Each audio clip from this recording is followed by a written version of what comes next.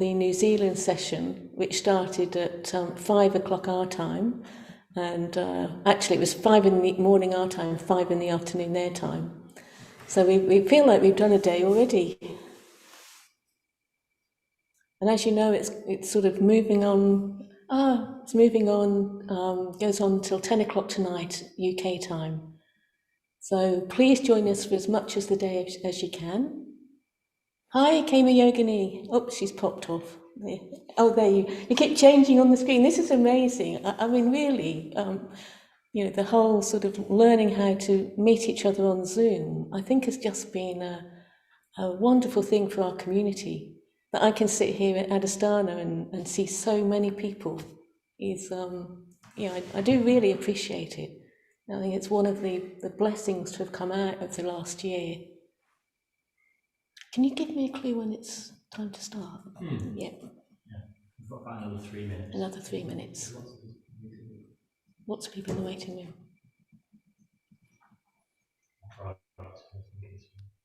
Yeah. So, hello. So we will be having translations for the sessions. So for people who need that, we've got Hindi and German. And we will, what you'll need to do is go on the little image of the world and click the translation that you want. And I will say that again at the beginning of the session for anybody who joins us a little bit later. So I'm trying to see if I can see James's mum. Is James's mum there?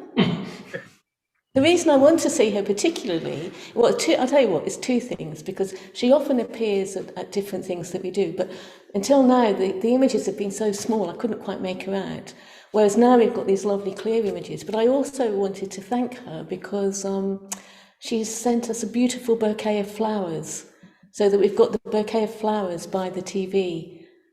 So I just wanted to thank her for the flowers, but she might not be there yet, or maybe she's not making it today. Oh, Vajrashuri. In fact, the whole of the community up there in, oh, beautiful. How lovely to see you all. Very nice. Mega, hi. Hi. So this is, just to let everybody know, this is also my opportunity to catch up with friends from down under that I've not seen for a very long time. So, if I'm not calling your name out, it's because I can't see you. Maybe you're on another screen, but it is really lovely to see everybody, and lovely to see Mary Purcell, who I've just been on retreat with this week.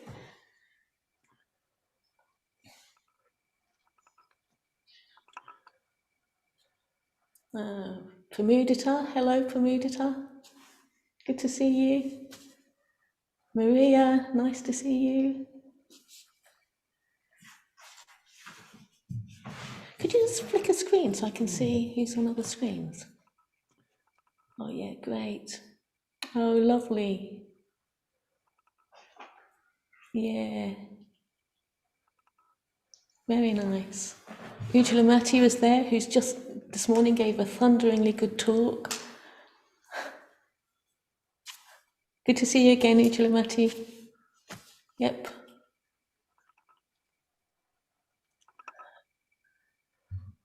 Gosh, it is quite it's quite amazing sitting in front of the screen and being able to see everybody so clearly.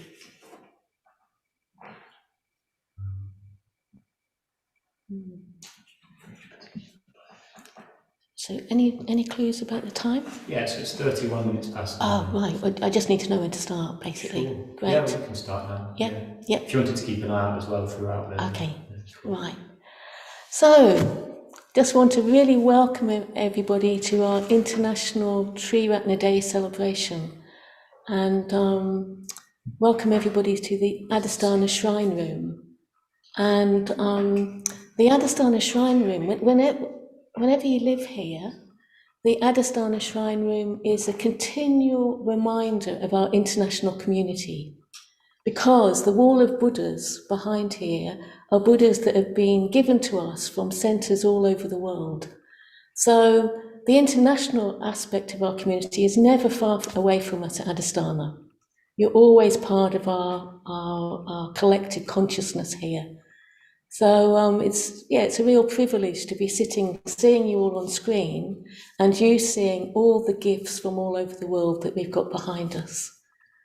So this morning already we've been on a bit of a journey. We've been right to the other side of the world. We've been to New Zealand, and we started off in New Zealand with a really beautiful Maori dedication ceremony to kick off the whole of our day. And then we heard a really lively and entertaining talk from Ujjalamati, who described her long time connection with Bhante, which started when she was 8 years old and her mum was ordained. And she showed us some really great pictures of that whole Sangha in that sort of early 70s time.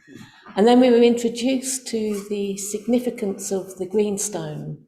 And the greenstone, I think you probably all know, has become a piece of greenstone which is now sitting in the lap of the Buddha on the Adhisthana shrine. A piece of that greenstone is going to be this symbolic offering that's passed from chair to chair at Adhisthana. So there are many ways in which Adhisthana is linked internationally, and that piece of stone will be one of them. So following the journey to New Zealand, we came back to Adhisthana and we sat in meditation together, and Yashadeva led us through a very beautiful Sati meditation.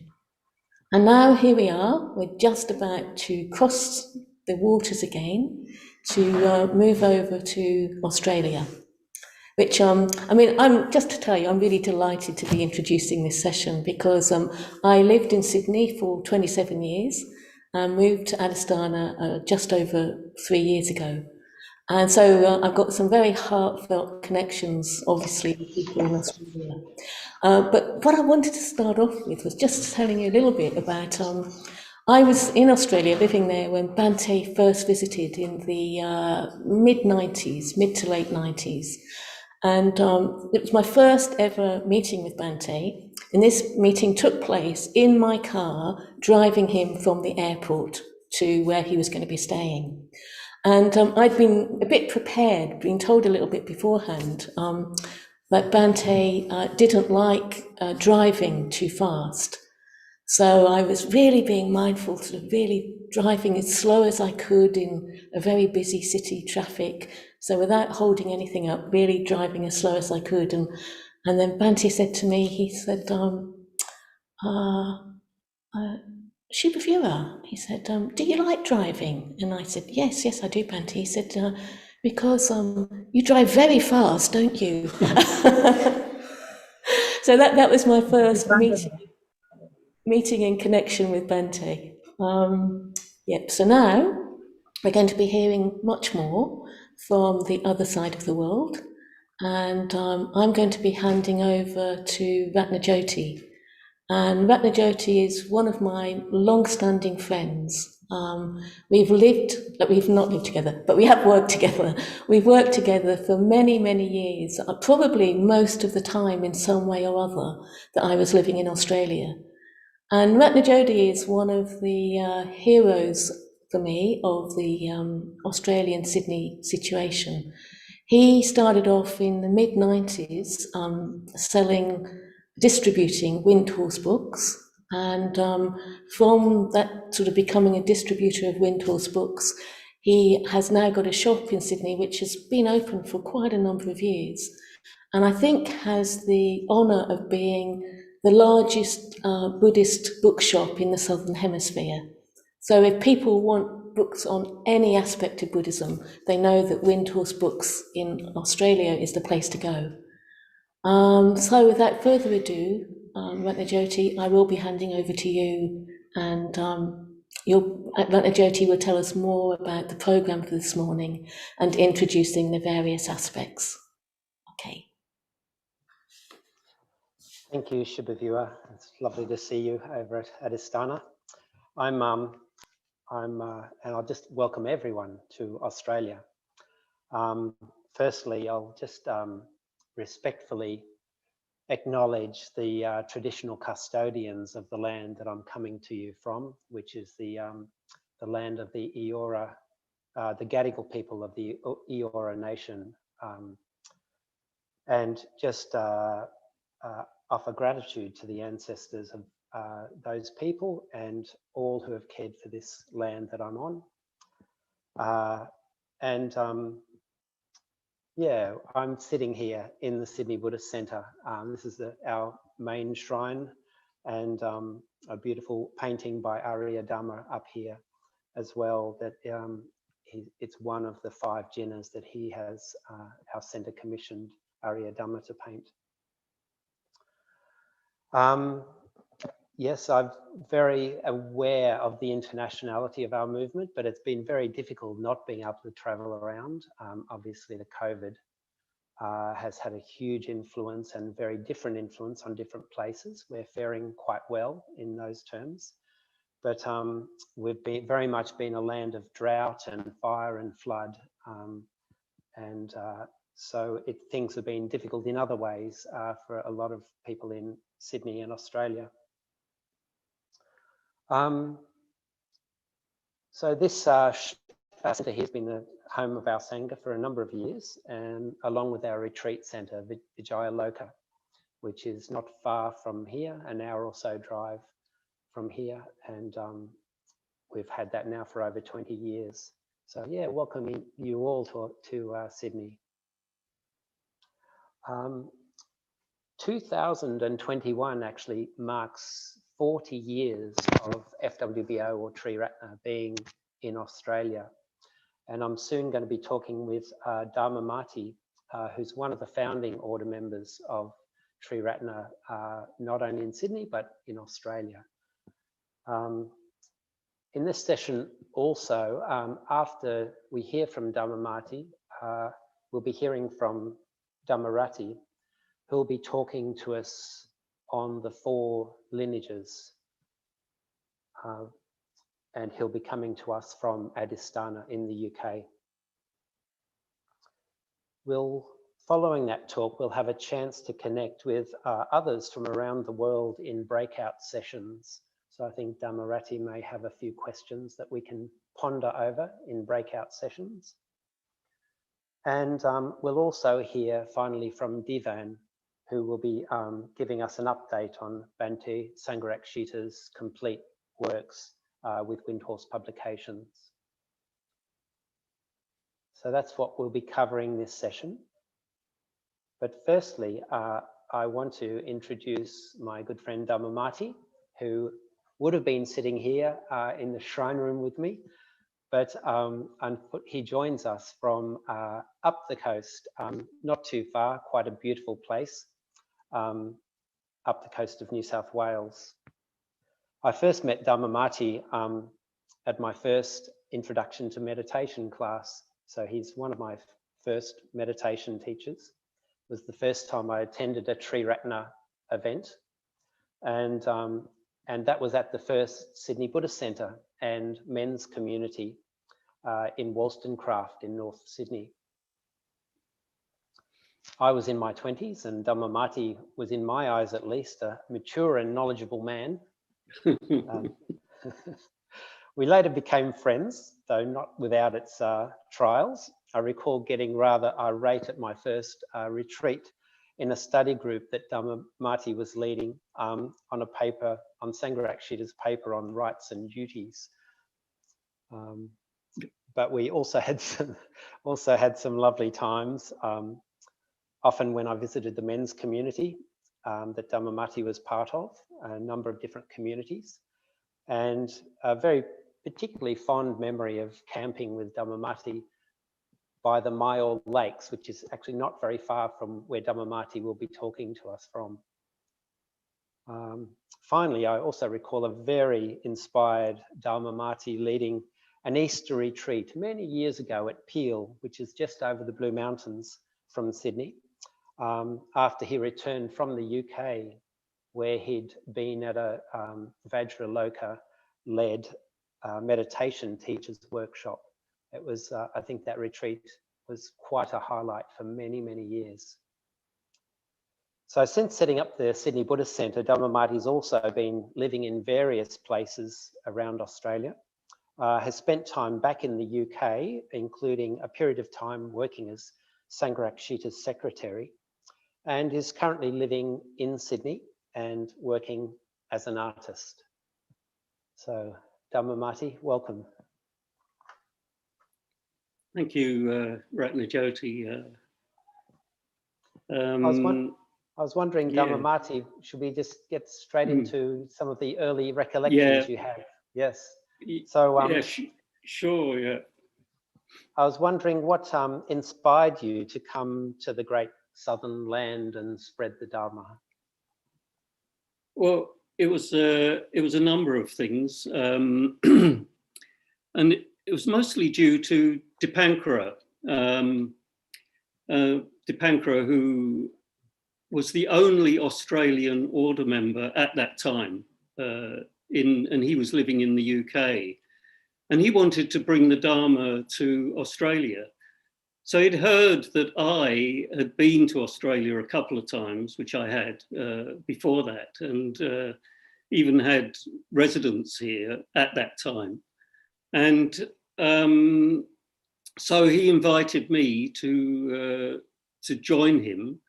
I had to think about it, not for very long, I must say, but I'd only been in, when he asked me, I'd only been ordained about 3 months, you know. So, but what happened was one day I just heard, I don't know where, just a kookaburra came into my ear, and just, that was the sign that I've got to join him. So I joined him, and so he formed an Australia team, and maybe we could have that photo up now of the Australia team with Bhante, and that included Buddhadasa. Have we got that photo? Is it there? Yeah. So there we are. That's Dipankara on the left of Sangharakshita, and then there's Buddhadasa and myself. And what we're doing there, we're at Padmaloka and we're planting a gum tree on our way out to Australia. And I continue to be inspired by the Dharma. I was equally as inspired then by the Dharma as I am now. And I just wanted to be part of this team to bring something that I believe strongly in, helps people, liberates them to this land. So I had no reservations really. Was Bhante encouraging you, Dharmamati, in that? Bhante was very well. You can see he's got a little smile on his face. So I think he was very happy about us doing this. He really wanted the Dharma to spread throughout the world. So he was very, very encouraging for us to set up things here in Sydney, and well, that was the first setup of Triratna, or FWBO as it was here in Australia, in Sydney. And how was it in the early days, setting things up after you arrived? Well, can you imagine? I know it's really difficult for people to imagine a world without computers, without mobile phones, no email.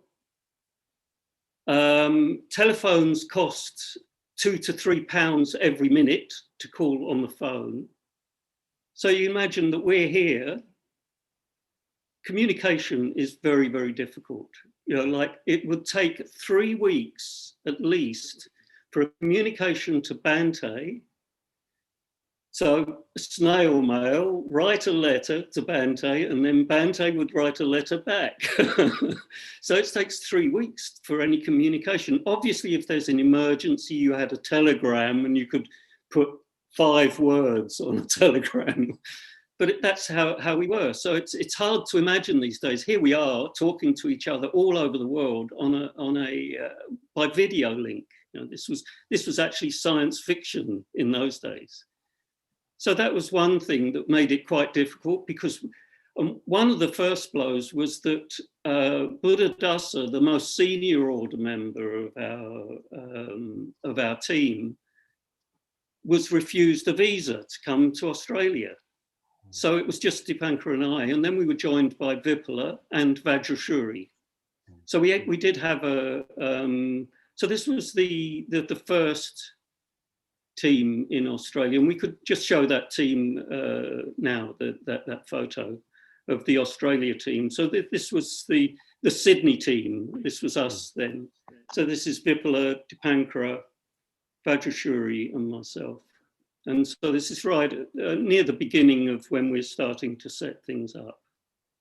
And of the team Dharmamati, it was Buddhadasa who had the experience of setting up Buddhist centres and exactly. He had already set up a couple of Buddhist centres. So we had to really muddle our way through. That was the start.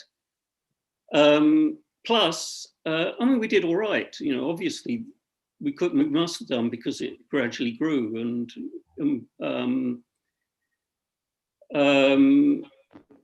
one of the other things is we had to support ourselves. We didn't have any big cash coming in to build a centre. There was no one, so we had to have a living. We had to go out to work, plus run classes and gradually do fundraising, etc., like that. And right from the very beginning, we started running retreats and classes.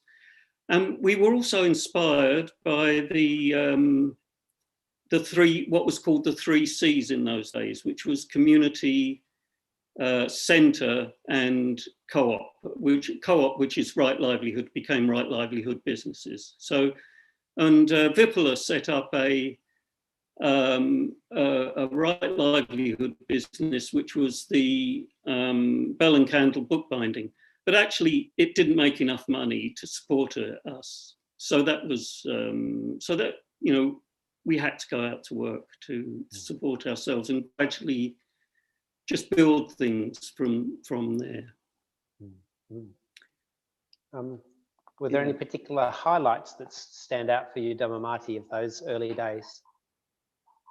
I mean, there are a number of highlights, and it's mostly about people you meet. And I just want to, before I go on to that highlight, one of the highlights is working together. One of the parts, and I think it's the part of our movement, but part of our thing in Sydney, was we always worked as teams.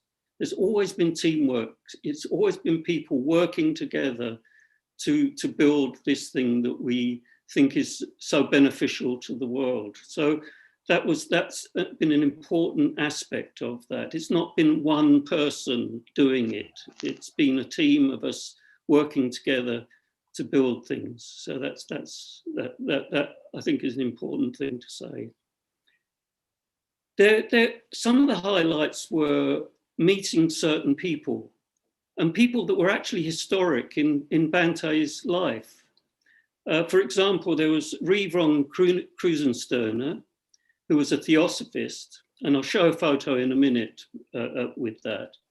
And there was also Kanti Palo, who wrote Noble Friendship. Now, Kanti Palo, who established Wat Buddha Dharma here, was a good friend of Bante's in Kalimpong, and actually was transcribed the work Buddhist Meditation, which was a dialogue between Yogi Chen and Bante.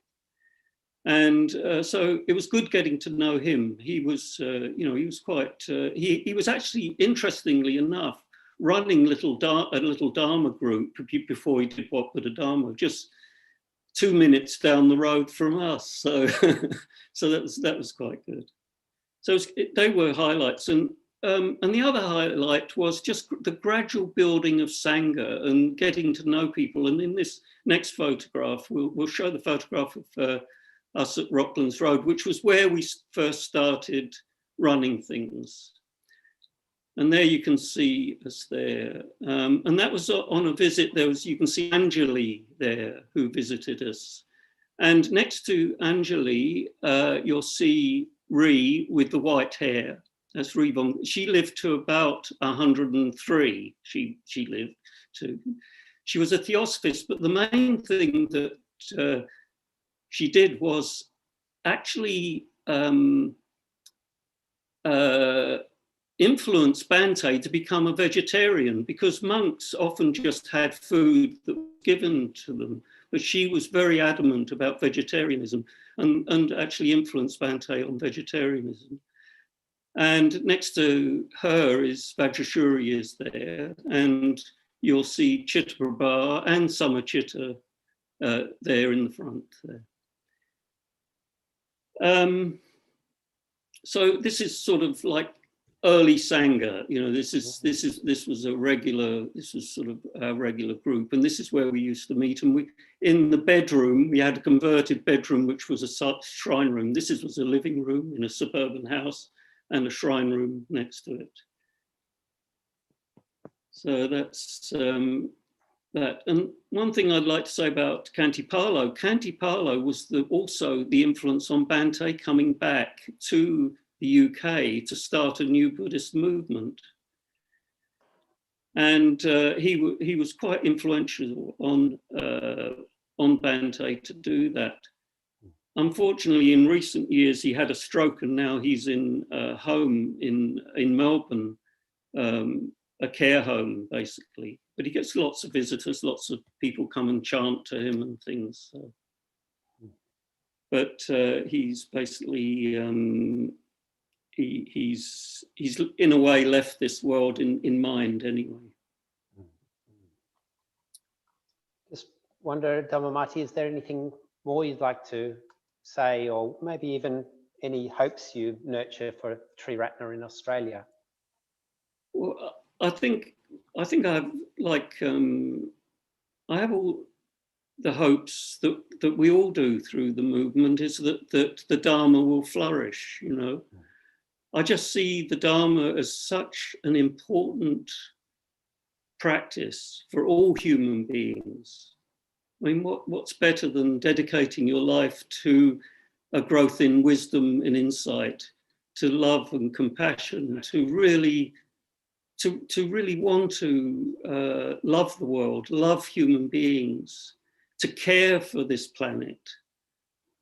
We need this sort of thing more and more. So I'm all into encouraging anybody to practice this, because this is what it does. It transforms your life.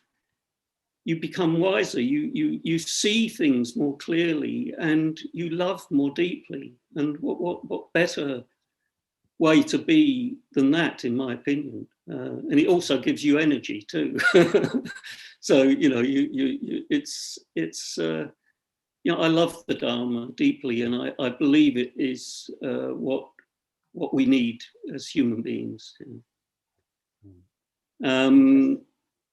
Have we got a few minutes left? A couple of minutes left. Right. So, I'd just like to finish by actually rejoicing in the merits of all the friends, mitras and order members throughout Australia who have contributed so much to this movement here. It has grown, and it's such a positive force for good for people.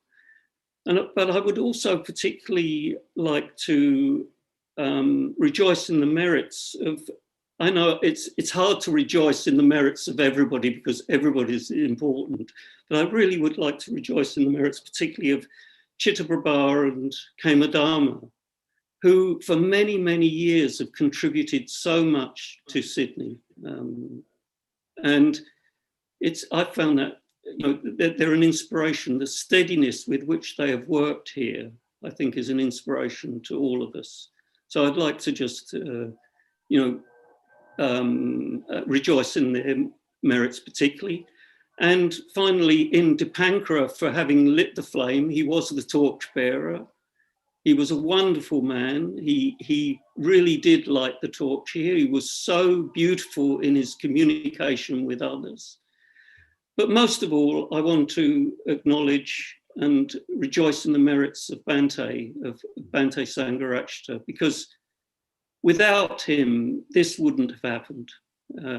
Something else may have happened, but this, as it is, he had a way of inspiring people to practice the Dharma in our own culture, in the West and in the East. It didn't matter, but wherever it was, he had a way of interpreting the Dharma so we could really practice it, really put it into practice, not in an intellectual way, but in our lives, in every moment of our lives. So I love my teacher, and he's still alive for me in my mind. Yeah.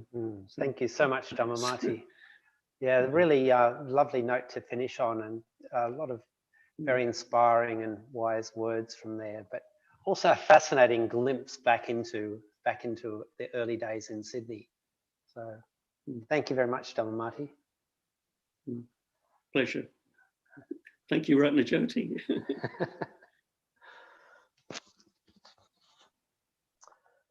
So we're going to be moving across to Adhisthana in a minute. We'll be welcoming Dhammarati to our screen. It's a real pleasure for me to introduce Dhammarati. There's no exaggerating in me saying that he's one of my heroes. I first encountered Dhammarati on a retreat he led on the Satipatthana at our retreat centre, Vijayaloka. Some of the things he said on that retreat are still with me, still very relevant to my practice.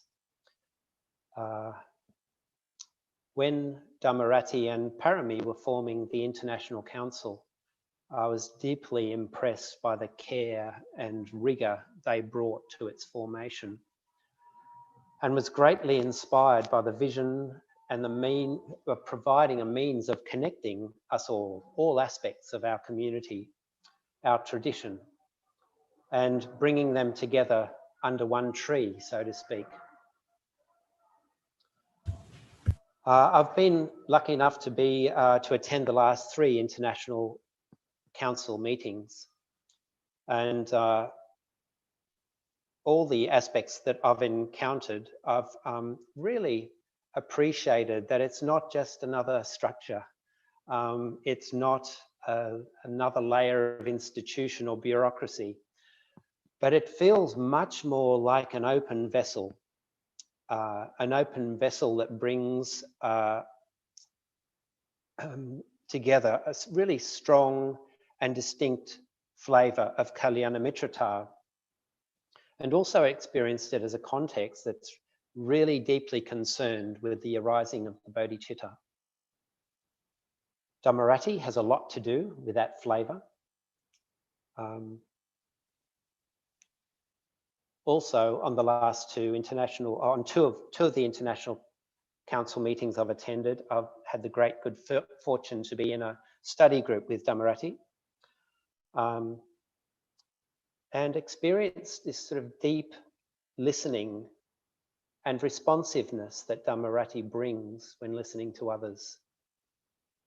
I've found he's got a reflective mind that seems to bring together the heights and the depths of our psyche.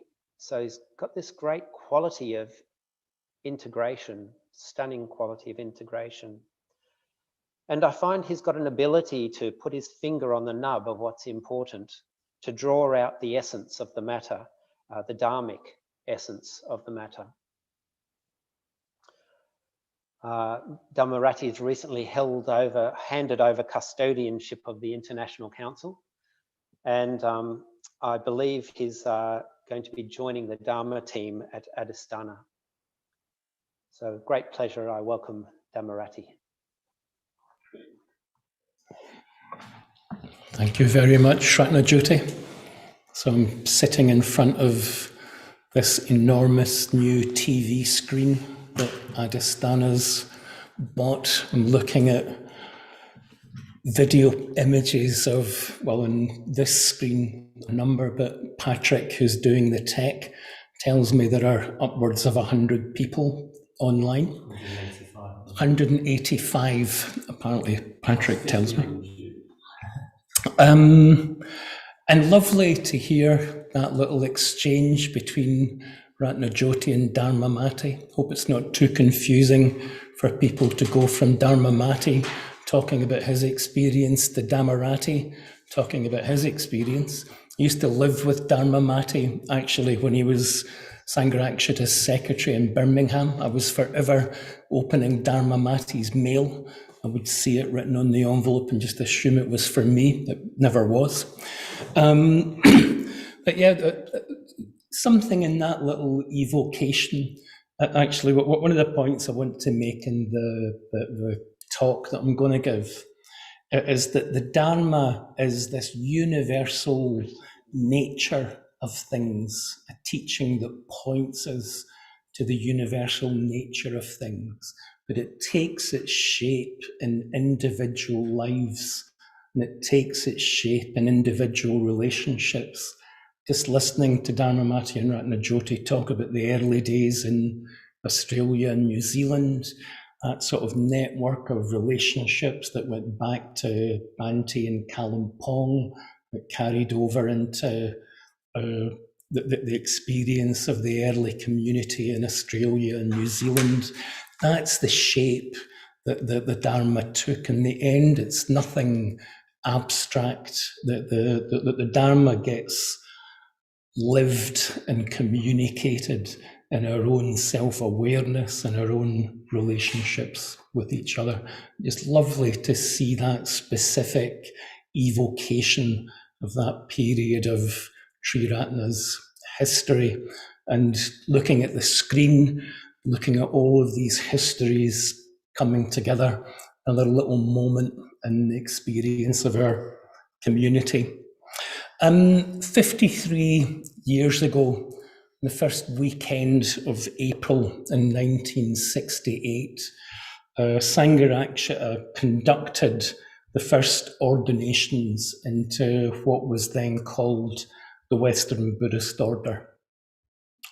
He ordained 12 people, 9 men, 3 women, and those people had come into connection with him, I guess, in their own various ways.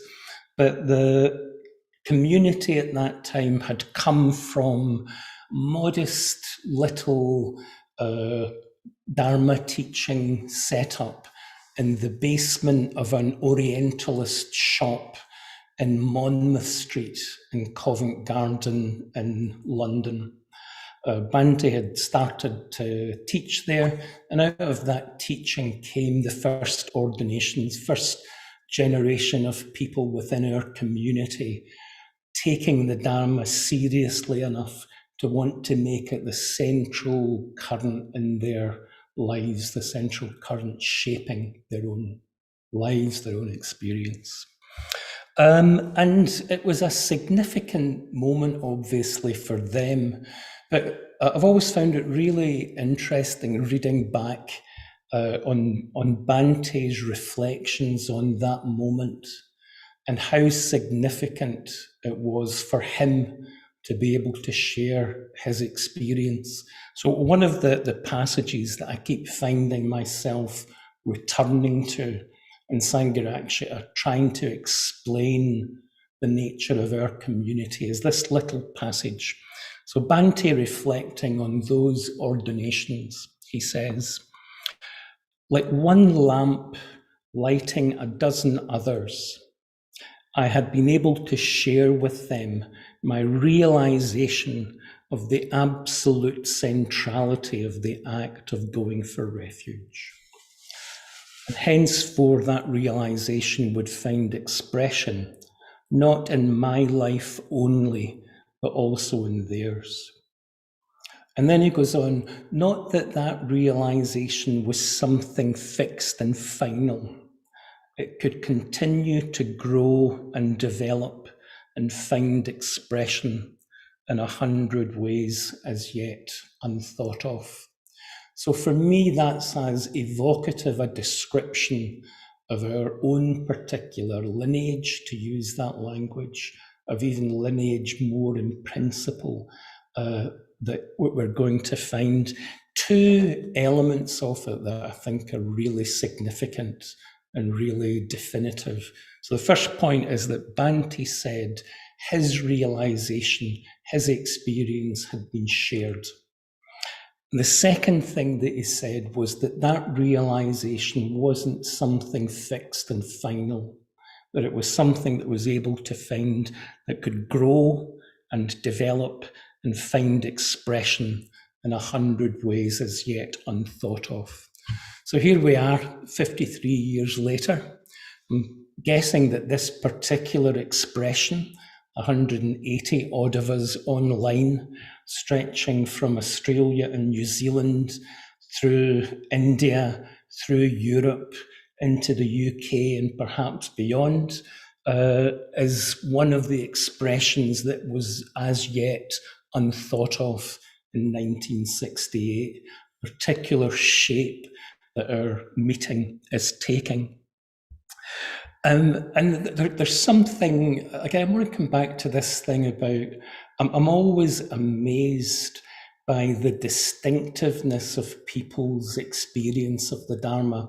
But one of the practices that we quite often do at Adhisthana, when somebody joins our community, we hear their life story. And just hearing the distinctiveness, the shape that people's own search, their own exploration takes, it always has something that's absolutely uniquely to do with them. Looking at this screen with so many of us online, just this sense of each of these individual streams of searching, individual lives, individual engagements with the kind of questions that bring us to practice. There's something distinct. And at the same time, there's something deeply shared. I was struck Dharmamati at the end of his presentation. He was talking about his experience of the Dharma enabling us to see things more clearly and to love more deeply. And I think that maybe gets to the core of what the Dharma is, that wisdom aspect and that Dharma, that compassion aspect. And however that shows up in our particular lives, in our particular experience, something of that echo of seeing more clearly and loving more deeply, I would guess, finds an echo in our own experience. And this mystery, this paradox almost, of something that on the one hand is precisely, specifically individual, and also something that on its deepest ground and its deepest nature that we share.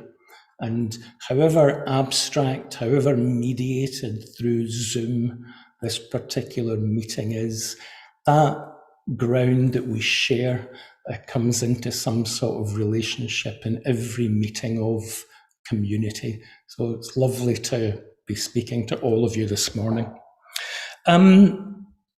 You get this metaphor again and again in the whole tradition. I was reminded when I was thinking of this talk of the metaphor from the White Lotus Sutra of the rain cloud, and this beautiful image in the rain cloud of a single rain falls. There's just one rain, but that rain nourishes plants that grow in accordance with their own nature. The flowers, the shrubs, the great trees. So this mystery again of a single source supports growth that's distinct, that takes its shape in our own individual experience and our own individual lives. And it's such a familiar metaphor, this metaphor of growth, that it's almost like if we're not careful, we stop hearing it. We stop getting just what a profound experience in the Buddhist tradition, at least, that metaphor is pointing at. The fundamental teaching of Buddhism, the more abstract or philosophical teaching of Buddhism, is that the whole of reality is a process of unfolding, a process of becoming. And when we start to penetrate into the nature of that, the impermanence of it, the fact that each moment of experience arises out of a network of conditions that links our own particular process of becoming to the unfolding reality all around us. Excuse me if I'm getting a little bit metaphysical here, but just that nature of things is this process of unfolding, this process of becoming. And it's that fundamental, fluid, unfolding nature of things that makes change possible and that makes spiritual practice possible, that makes our relationship with each other, where my experience is impacted by yours, where your experience is impacted by mine, that flow of experience between us. It's that unfolding nature of things that makes that possible. Subhuti, writing about Sangharakshita's teaching, puts it, I think, really beautifully. He says that liberation is possible because there are currents within that flow that lead in the direction of enlightenment. And the Dharma life essentially consists in active cooperation with those currents that lead to awakening. So in a sense, that's the nature of Dharma practice grows out of the nature of our own minds, grows out of the nature of reality, to not be too grand about it. It's a metaphor, this metaphor of growth is something that you get right at the fountainhead of the tradition. When the Buddha, his first impulse after enlightenment is to want to communicate it. And there's a moment of hesitation where he's realizing the profundity of what he's experienced. And this real moment of not knowing whether or not he's able to communicate it. But then this famous image of the Buddha looking out with the Dharma eye and seeing that humanity is this field of lotuses, and some of these lotuses covered with but little dust. So he decides to try to teach, and you get this beautiful, evocative exchange when he meets the five ascetics. And this moment where just you get the sense the Buddha literally doesn't know if his experience can be communicated. And there's the moment when he's explaining his experience, and one of the five ascetics gets it. And you can feel the Buddha's own delight that his experience has been articulated and his experience has been understood. And in a sense, that moment of Kandanya knows, Kandanya understands, is where you can say the Buddhist lineage starts. That communication of that profound experience of awakening, articulated clearly enough for somebody else to get a glimmer of what that experience is like in that moment of transmission, to use that language. Same metaphor carries on right through the tradition. One of the texts that I've been looking at recently is a text called the Cetokila Sutta. And the Cetokila Sutta means the wastelands of the heart, or the wastelands of the mind. And it's a basic teaching on the conditions that mean growth becomes impossible and the conditions that mean growth becomes possible. And it's the Buddha trying to articulate the conditions that make growth a lived possibility for each of us. And there's a really interesting little development. So it starts off on pretty familiar ground, that the Buddha says for growth to be possible, there has to be confidence in, engagement with, perseverance in relationship with the Buddha, the Dharma, the Sangha. And that the Buddha is that evocation both of the Buddha's experience and of that possibility for awakening within our own minds. So for growth to be possible, we have to have that glimmer of a sense that awakening's possible and a bit of a sense of what it is like in our own experience. The Dharma, the methods, the Sangha, the community. But then the text takes, I think, a really interesting turn. And the Buddha goes in for a kind of second round of conditions that make growth possible. And it's like he says, it's not just that we have to engage with the Dharma, we have to engage with the training. And what this is getting at, I think, again, we're back to this thing that the Dharma is the possibility for awakening in every moment of experience. But that has to take a specific shape. The Dharma we have to engage with the Dharma in a way that's precise enough, specific enough for it to start to have an impact and an influence on our own unfolding experience. And then the Buddha goes on to say that Sangha, going for refuge to the Sangha, isn't enough, but we have to come into relationship with what the text calls our companions in spiritual life, the people that we practice with. And we have to come into relationship in a way that lets us learn from them and lets our experience be shared with them. So we're back to this thing about a realization shared and a realization that can develop in ways as yet unthought of. So not just going for refuge to the Sangha, but what does it mean to come into relationship with the people that we specifically practice with in a way that supports that process of growth, that process of change.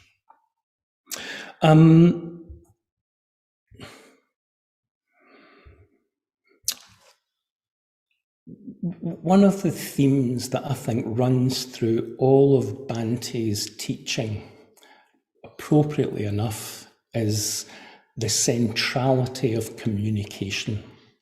It's at the core of the Buddhist tradition.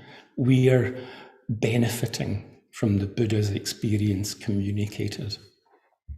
But Bhante goes on to talk about the nature of spiritual community. One of the lectures that he gave around the time of these first ordinations, he talked about going for refuge to the Sangha. And what he said was that what brings people together lies in communication. And communication, he says, is not just an exchange of ideas, but this phrase that's subsequently become quite famous, communication, he says, is a vital mutual responsiveness on the basis of common spiritual principle, creating a common exploration in complete harmony and complete honesty of our spiritual experience. This is the way that spiritual progress takes place. The exploration might be between guru and disciple, or it might be between friends, though in the course of communication, such distinctions might lose their significance. And going for refuge to the Sangha, and this is the crucial point, going for refuge to the Sangha, one is going for refuge to communication, and to communication that lets us meet on that deep ground. was speaking to Ratnaguna a couple of days ago. Ratnaguna is leading a retreat here on a text called the Kadam Torbu, which gets translated as precepts gathered from here and there. So a text that comes out of the Tibetan Kadampa tradition, and it's based on teachings of Atisha, who's the founding teacher of that Kadampa tradition. And Ratnaguna was talking about a couple of the very pithy, evocative precepts in that text. And one of them is Atisha being asked, which is the most important, to follow the precept of the Lama or to follow the scripture and the commentaries? And in quite a kind of surprising, direct way, Atisha says the precept of the Lama is the most important. And as Ratnaguna says when I was talking to him, luckily they had the wherewithal to ask Atisha why. So why is that the most important? So Atisha unpacks that one little aphorism. And he goes on to say that even if you know that the primary characteristic of all phenomena is voidness, even if you can recite the whole Tripitaka as well, you and the teachings will be completely separate if you do not apply them at the time of practice. So you might know that the nature of reality is void, you might know the whole scriptures, but the job is that that knowledge has to come into relationship to your own experience at the time of practice. And Bhante, in the seminar on that text, goes on to say that, in a sense, that the Dharma, the scriptures, are a record of these individual communications, but they've become general, that they've become generalized so that they're accessible to a large number of people. But for us to make use of the teachings, we've got to be able to engage with them in a way that applies directly to our own experience. And some Dharma teachings will speak to us very directly. And some Dharma teachings, I hope this isn't too sweeping a statement, but some Dharma teachings probably will never really resonate with us. They're advice to somebody else with a different character, with a different temperament.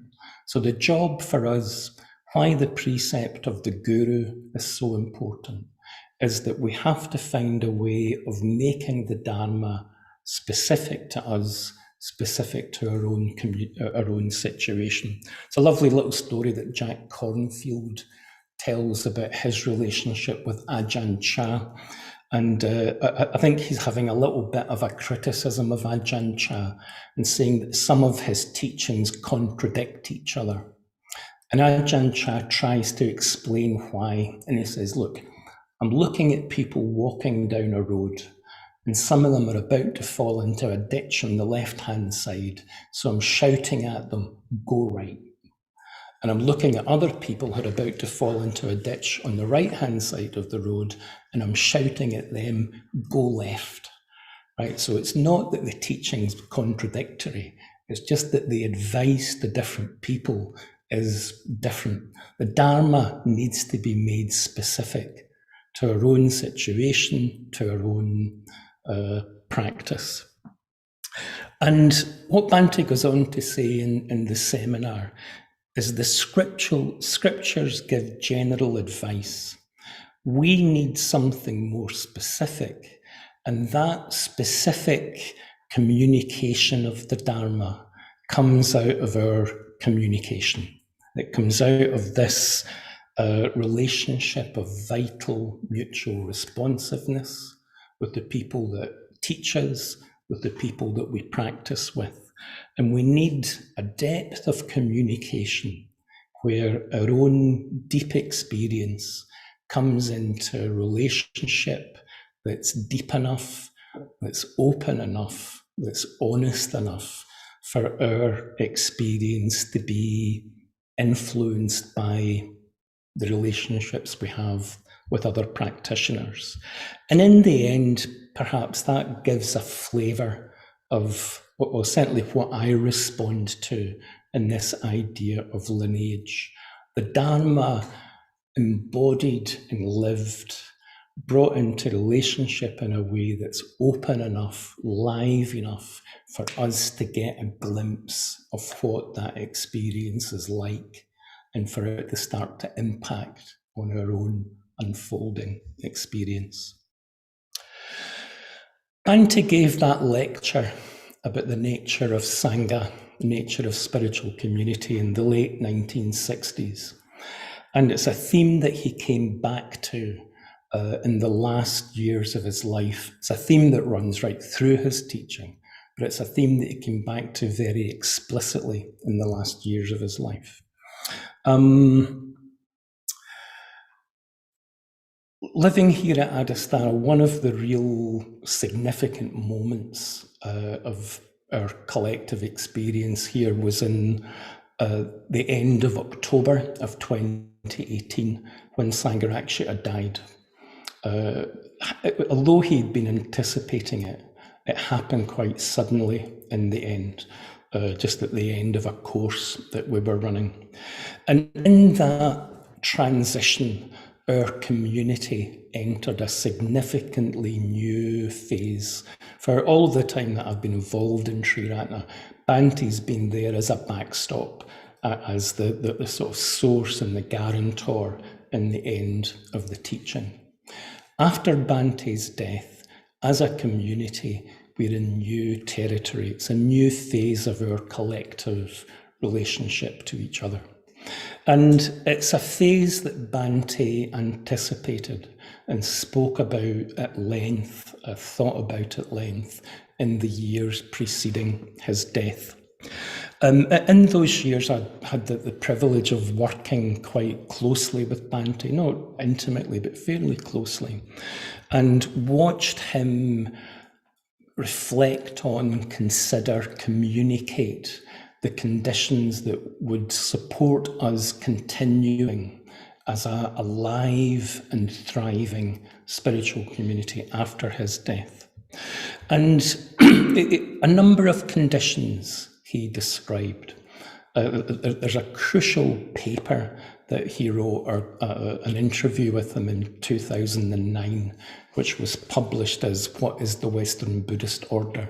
And really what you've got there is Bhante thinking out loud after a lot of reflection about the conditions that allowed us to continue to grow as a spiritual community.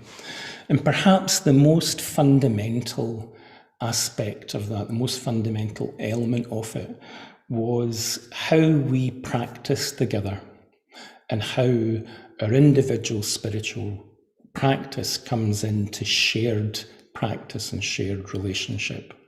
So to take a single paragraph from a long interview, Bhante says that a spiritual community needs a high degree of shared practice to be able to practice together, to share experience, and to learn from each other. So in a sense, that's what we're trying to do as a community. We're trying to set up the conditions that allow us to practice together, to share experience, and to learn from each other. And certain conditions make that practically easier. So Bhante goes on to say that we need to make sure as a community that there's a high degree of commonality about the practices that we are engaged in. If everybody's doing different practices, he says, it becomes harder and harder to have a sense that we're one order, a united spiritual community. We need to keep a common body of practice. And this is probably the first time that I heard Bhante really speak at any length about the idea of lineage, where he talked about Triratna having 4 lineages: a lineage of practice, a lineage of teaching, a lineage of inspiration, which is just that spark, that vital mutual responsiveness, And a fourth lineage he talked about as a lineage of responsibility. And really, I think the central responsibility in a spiritual community, Dharmamati evoked so well, is just the responsibility of something that we found of value, and in our turn, we do what we can to share it. That's the responsibility intrinsic in spiritual practice, I think. So I wanted to just finish by saying something about Adhisthana and Adhisthana's role in this. In the last year of lockdown, we've had a chance to reflect and to think about our own community and our own task. Excuse me. And I think almost for us as a community to catch up with what Bhante had in mind for this place. Adhisthana came very explicitly from Bhante's request. Again, I was working with him in the late 2000s, and he was very, very motivated, really encouraging us to find a place that could be, as it were, the central place for Triratna, a place where he could live, and a place that was very explicitly focused on his teaching. And we found the place in the end, this lovely little ex-school on the edge of the Malvern Hills, which is we're on the other side of the road from something that's an official area of outstanding natural beauty. Just very pretty little corner of England. And Bhante, after we got it, we didn't know what it was called. I think the working title was the Sangharakshita Library, which is a little prosaic. But once we found the place, Bhante named it and called it Adhisthana. And Adhisthana, I think, gives you a clue about the role that he had in mind for this particular retreat centre. Adhisthana is usually associated with the influence of the Buddha.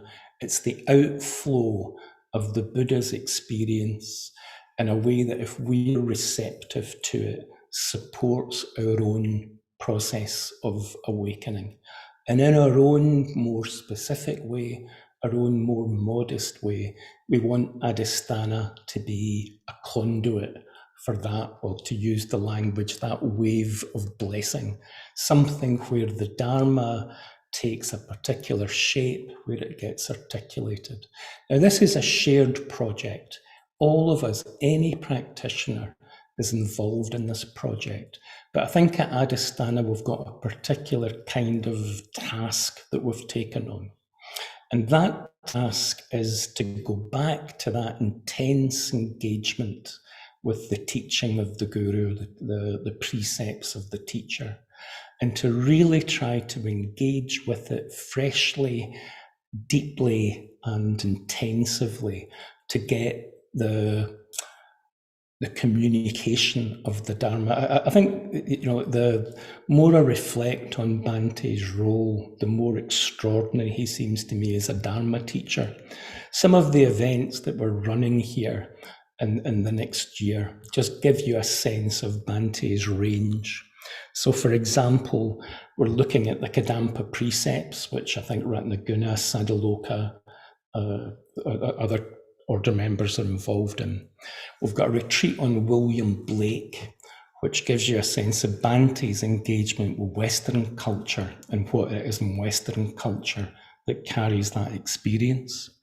We're looking at the life and liberation of Padmasambhava. Paramartha is going to do a retreat on study that he did very one-on-one with Bhante on the Sutra of Huineng. Divan is teaching something on the Udana from the early strata of the Pali Canon. Vidyamala doing something on the Satipatthana Sutta. Ratnagosha on Buddhist ethics.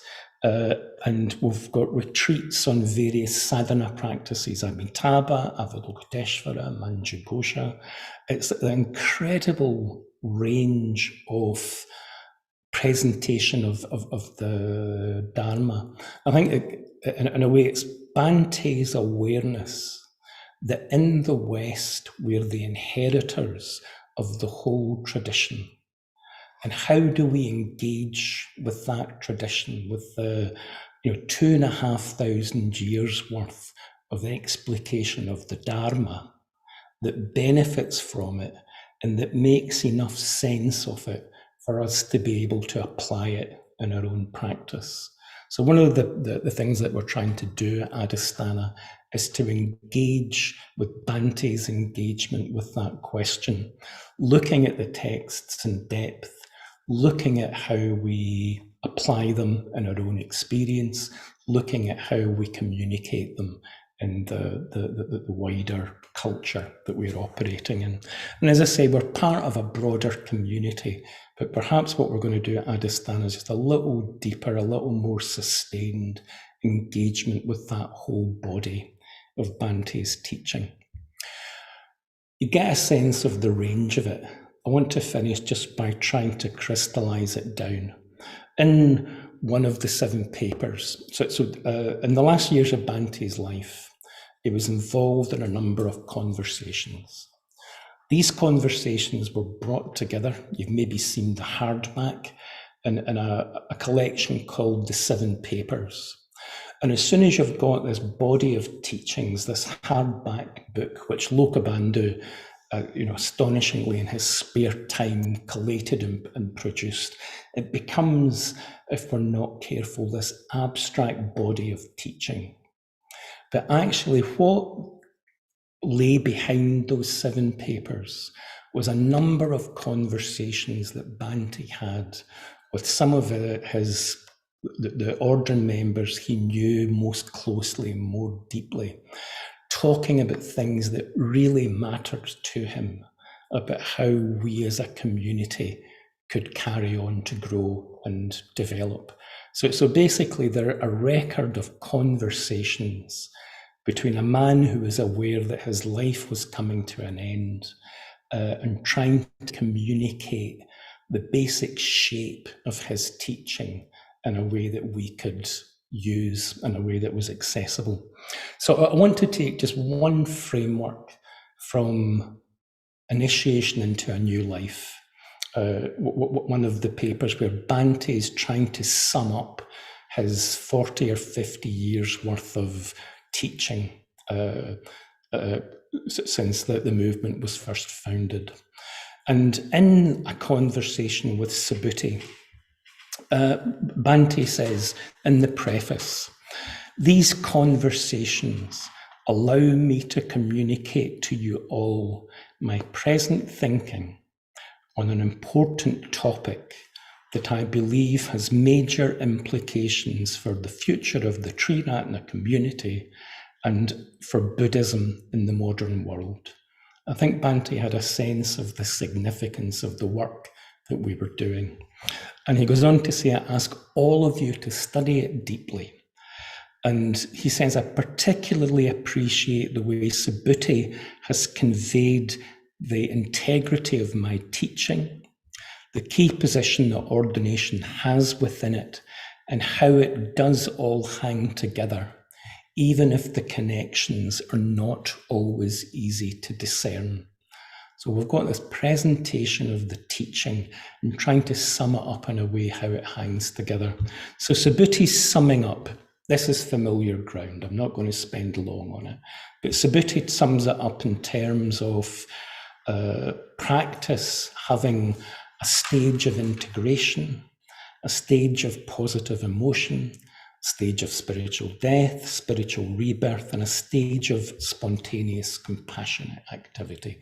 Subhuti's dealt with this beautifully, clearly, deeply. So if you're not familiar with that framework, let me refer you to Initiation into a New Life. The last revision of Initiation into a New Life was in 2018. Subhuti finished it at the end of September of 2018. It was read to Bhante by Mahamati in October in 2018.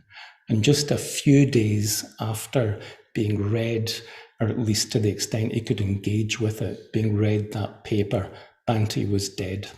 So just this very poignant reflecting back to Bhante, the summing up of his own 40, 50 years of teaching.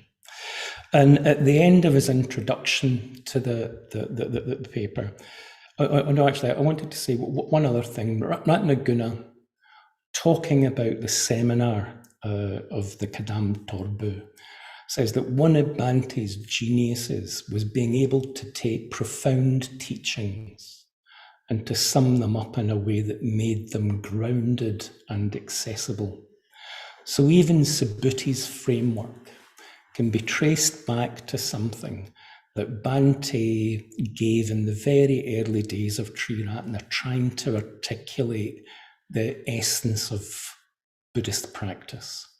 And a little extract from a seminar that's got the title now, The 5 Great Stages. This is how Bhante describes his approach to Buddhist practice. He says, every day you've got 5 things to practice as best you can. You have to keep up the effort to be mindful and aware and as integrated as possible. You have to stay in as positive a mental state as you possibly can. You have to stay in touch with, not lose sight of, your ultimate goal, what's most deeply significant for you.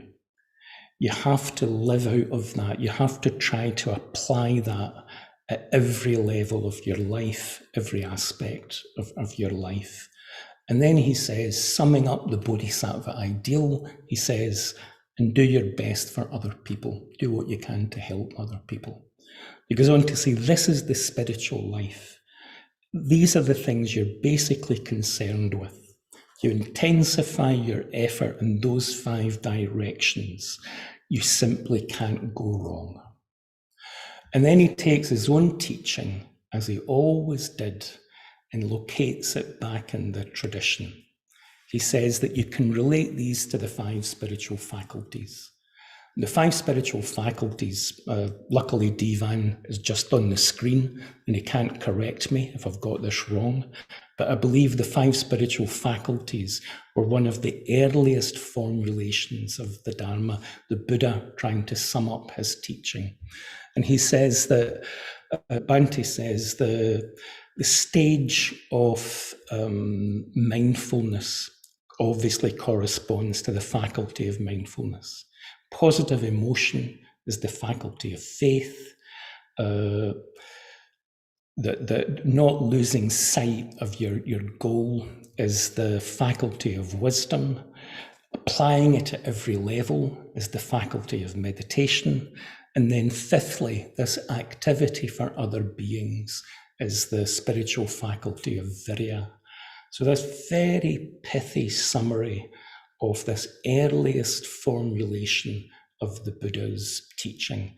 Bhante locates his own teaching in that mainstream tradition in a way that gives us practical access to it. And the preface to the initiation into a new life, Bhante finishes by saying, if each of us works diligently on our own experience in this way, if we come into relationship with each other on the basis of that, everything else will follow, he says. So that was Bhante's lineage, Bhante's legacy. Thank you. I wanted to ask you, we've got a little time for study groups. I wanted to ask in the study groups just to take this idea of dialogue, of our own experience coming into relationship with our community, coming into relationship with our, well, in a way with the whole tradition of the Dharma. I was going to suggest 2 questions. So one question was, what was it that brought you individually to spiritual practice? And if there's a single event that you could tell people about that gives a flavour of that, maybe you could just describe that. What was it that brought you to practice? And what is it that you've found in the Dharma and spiritual community that's been helpful and significant for you in addressing what it was that you brought to practice? So the individual end, what have we brought? What brought us to practice? And how has the Dharma responded to that? What's the nature of that exchange, that vital mutual responsiveness? So thank you very much. Thanks for your attention. Thanks for your patience. And I think Patrick is about to take us into groups. Probably with less time than you would have had otherwise. It's only going to be 10 minutes.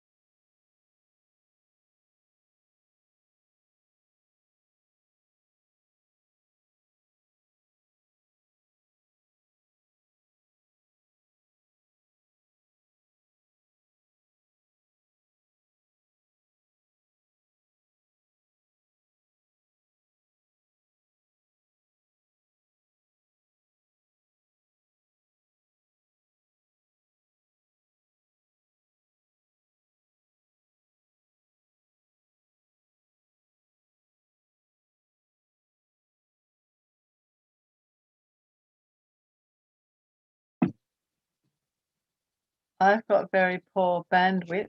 I don't know if anything happening.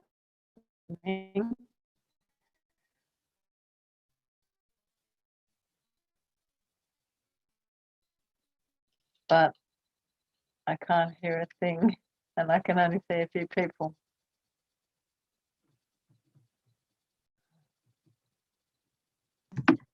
Oh, Jodie, you're coming through a little bit, but yeah, you're breaking up quite a lot.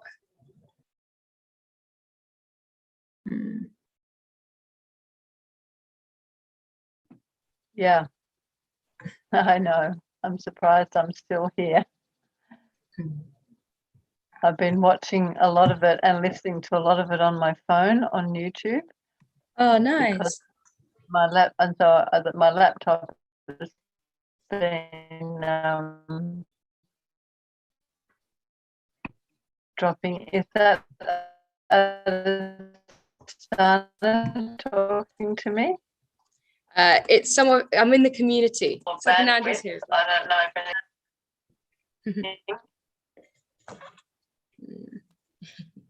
Lizzie, do you Anyway, think we'll be assigned rooms? Do you think we'll be assigned, or is it too late? I messaged Patrick, but I just don't think he's picked it up. So I'm just messaging Aparajita. It's probably too late now. Yeah, it's only got 5 minutes We're now. doing 10 minutes because Dharmarati's talk lasted, instead of 25, I think it was 45. So we've really cut down the groups to We've got 3 No minutes. worry. 10 minutes. There's only 3 minutes left, I think. So I'll forget it. Where are you, Jodie? Where are you? I'm in Australia. Hi. Hi. Whereabouts in Australia are you?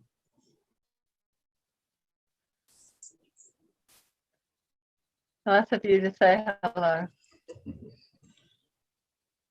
Oh, there's Samachita, looking totally gorgeous with these fabulous glasses. Oh, thank you, darling. On the mid-north Jodie's coast. in I'm the- in Namsari in the Kempsey area. Yes. Near the Naga Naga people. She's Oh. a Kempsey. Hello, Jodie. Saw her this morning on Zoom. Yeah. Yeah. Sort of, but a poor connection coming in and out. That's a shame. Yeah. Nice to see you all. Lovely to see all these people. Yeah, it's great, isn't it, Samachita? Yeah. I missed most of Dhammarati's talk, actually, because I've just started a pet sitting job and I was walking the dog for the first time and got totally lost. Out for about 2 hours, so I missed a lot of it. Is it a nice place to be where your pet's sitting, when your dog's sitting? It's one of the best places I've ever been in. Oh, it's hard to capture. It's got a pool and everything. It's really beautiful. Oh, fantastic.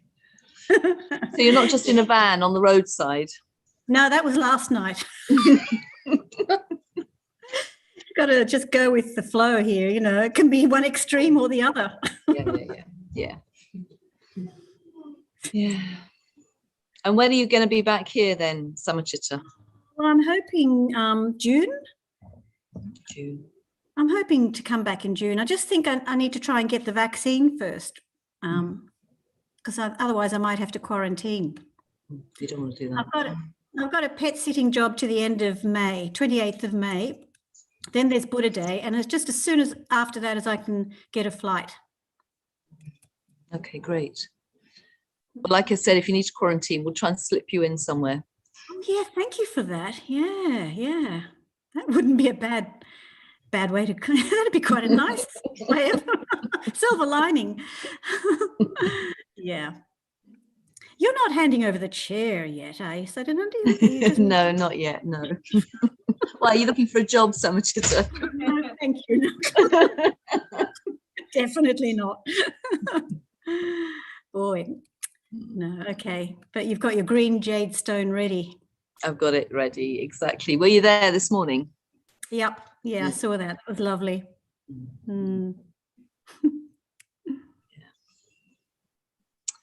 we're looking at two screens. We're looking at the small screen in front of us, and then there's this really big projected screen behind. So we're sometimes looking down here and we're sometimes looking up there. Oh, right. But the camera's on the lower screen. So. Yeah. Oh, okay. Oh, there's Lucy coming in. Lucy. Hi. Oh, it's been years. You know, Yeah. hello. Looks like people are coming back, so we better behave. Yeah, we'll better. Yeah, we better behave. Right, both of you behave. Okay.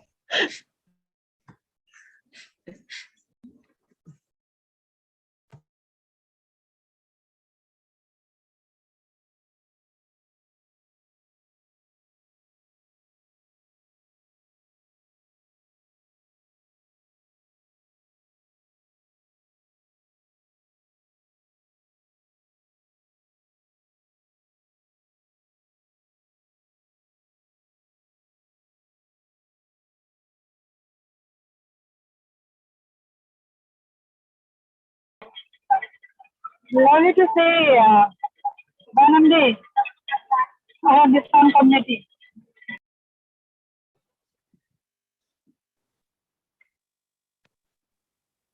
श्रद्धा बदले आप Somalia में क्या? Jai Bhim. We are back. We are back. Jai Bhim. जय भीम श्रद्धा बदली. Wish you a very happy Triratna day. Right.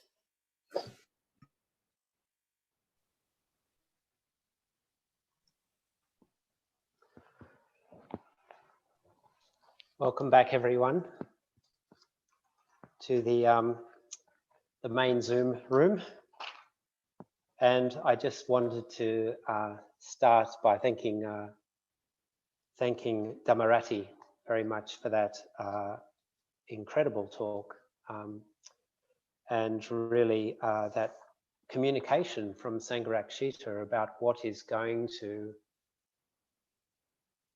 grow and maintain and deepen our spiritual community over the coming years, and a very personal communication in there for each of us, I think, to engage deeply with the Dharma and to share that particular connection or those particular connections that we enjoy, that we have with the Dharma itself. So thank you, Dhammarati. Collectively, we're trying to engage with the body of Bhante's teachings, and we've heard how Adhisthana is doing this. Another way that we're keeping Bhante's legacy alive is through the publications produced by Windhorse Publications and the translations that are going on. So I'm going to hand over now to Divan, who lives in Chester in England. He's a trustee of Windhorse Publications, and we'll be talking about the Sangharakshita Complete Works project. Divan. Thank you, Ratnajyoti, and hello, everyone. As Ratnajyoti said, I'm Divan, a trustee at Windhorse Publications, and I'm going to give you an update on Sangharakshita's Complete Works. So, of course, Sangharakshita was the founder and teacher of our community, and one of the many ways he passed on his understanding of the Dharma was through his writings. His written communication is incredibly clear and precise. Reading his books feels like looking deep into very clear, moving water. You realize just how clearly Bhante could think about every aspect of the Dharma. The Complete Works project involves publishing all of Sangharakshita's writings in 27 volumes. The first volume was published in 2016. 15 volumes have now been published. You can see them lined up here. And we aim to have published all 27 in 2024. So it's a big project. And in 2024, Vijay Devi, the general editor, will be able to have a well-deserved holiday. The Complete Works is not just a reprint of all of Bhante's works, but a new presentation of them with full notes, introductions, and indices. some of Bante's works is also being published for the first time, such as 2 remarkable volumes of commentary on the Songs of Milarepa, the yogi from Tibet, edited from seminars held in the 1970s. Let me draw your attention to 2 volumes in particular. Volume 25 was published last year, 2020, and contains Sangharakshita's complete poems and stories. Bante's poems communicate his sensitivity to the world around him, and especially his sense of the natural and elemental world as alive and speaking to us, a sense which is going to be so necessary if we are to respond to the looming ecological crisis of the coming century. And I thought I'd read a short poem that connects with the green jade mentioned in connection with New Zealand. After visiting New Zealand, what am I left with now the long journey's been made? A handful of memories and a polished piece of jade. So a simple poem which sums up in a few words some of Bante's feelings about his trip to New Zealand. And of course, these complete works are quite a remarkable piece of jade for Bante to have left us. So this new edition of Bante's poems contains a guide for the new reader of Sangharakshita's poetry by Vishvantara, an essay on Sangharakshita's poetic influences by Vishvapani, and interviews by Sadhanandi with Sangharakshita about some of his poems. So this volume is an ideal way to meet Bante. Coming out in September of this year is volume 10 on Dr. Ambedkar and the revival of Buddhism, which will be the second volume, in fact, on this theme. This new volume includes many more of Bante's writings about Dr. Ambedkar, the great social reformer, who is the inspiration for so many of our Buddhist friends in India. There's an introduction by Maitri Veer and a new section of Voices from the Dhamma Revolution. In these days of renewed sensitivity to injustices of race and caste, this volume comes as a witness to the role of Buddhism and Triratna to shape a better world. The volume also includes a newly edited seminar by Bante on an early Buddhist text called the Udana, which Dhammarati mentioned earlier. Some of us will be studying this seminar at one of the new retreats that Dhammarati's mentioned this year at Adhisthana, focused on Bante's writings in the complete works. You can see that the complete works is also fine looking. Dhammarati has created beautiful covers for each volume. You can purchase individual volumes of the complete works as hardbacks, paperbacks, or as ebooks via the Windhorse Publications website, or from a Buddhist centre when they reopen, or from Ratnajyoti's shop in Sydney. Or please consider taking out a subscription to the entire complete works. There are many advantages to this, and it helps support the whole project towards its conclusion. And there are links in the chat box to the complete works website and to the subscriptions page. So to end, a big thanks to the complete works team, which involves editors, copy editors, proofreaders, designers, an indexer, and the team at Windhorse Publications, Dhammamega, Michelle, and Helen. Thank you very much, and back to Ratnajyoti.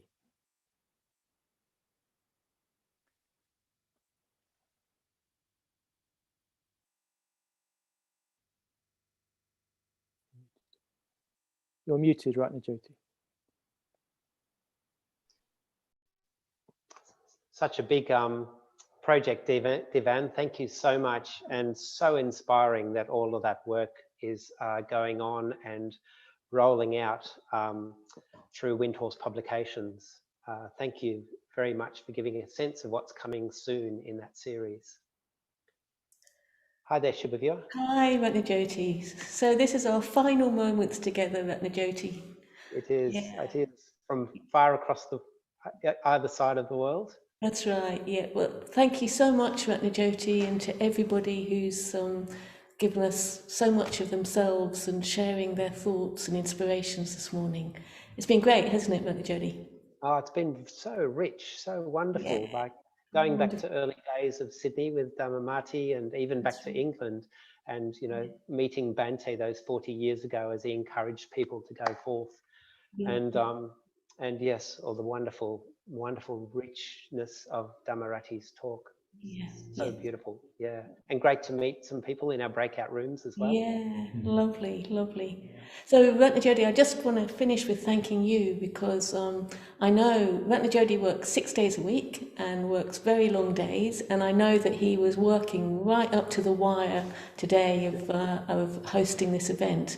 So it's just your generosity, Ratnajyoti, and your the inspiration behind all that you do just shines through. So I really, really want to thank you for that, Ratnajyoti. And I think probably for us, you're going to have your dinner. We're going to go and have morning tea in a minute. And yes. But I've just got a couple of other thank yous to make. Well, first of all, I want to say that we're not making a big fundraising thing, but we are trying to raise money today, and raise money for all the work that Future Dharma Fund is doing. So our aim today is 15,000. That's what we'd really like to raise today. And I understand if something like 60 people gave, or 250 people gave £60 or the local equivalent, we'd easily crack that amount. So if you can give anything, the link will be in the chat box. If you could give anything, that would be fantastic. And if you could give anything, could you give it now? Because it's so easy to forget. Yeah. The other people I'd really like to thank is, of course, the Buddhist Centre Online and the development team. So they've worked with Adhisthana to create the whole day, and are sort of instrumental in making all of this available to everyone. So thanks for everybody who's already made a contribution, and for all those that are coming, and all of the support that we're getting to be able to do this. I think we'll leave it there, Ratnajyoti. The next event will be at 3 o'clock UK time, where we'll be visiting India and hearing a couple of Dharmacharis talk, and there'll be some ritual and a little bit of something coming from Sangharatita's lounge. So hopefully see all of you later, and if you haven't already done so, invite your friends this afternoon, okay? See you later, bye, bye.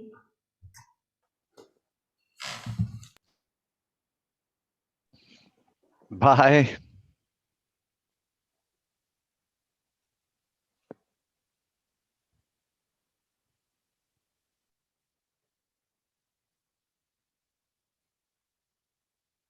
Something before it goes.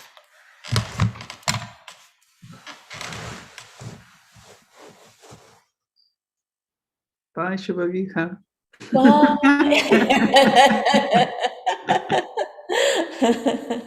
Bye, Dharmamati. Bye, everyone. Bye, bye. Bye. Is Shravani the boss? Sounds like it.